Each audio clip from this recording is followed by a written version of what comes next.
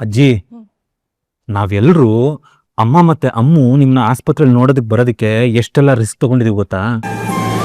ವಲ್ಲಭ ಅಮ್ಮನ ಆಸ್ಪತ್ರೆಗೆ ಕರ್ಕೊಂಬರೋದಕ್ಕೆ ಕೇಶವ, ಮೀನಾ, ರಕ್ಷಾ ಎಲ್ಲರೂ ಹೋಗಿ ನಿಮ್ಮ ಮನೇಲಿ ಕೂತಿದ್ರು.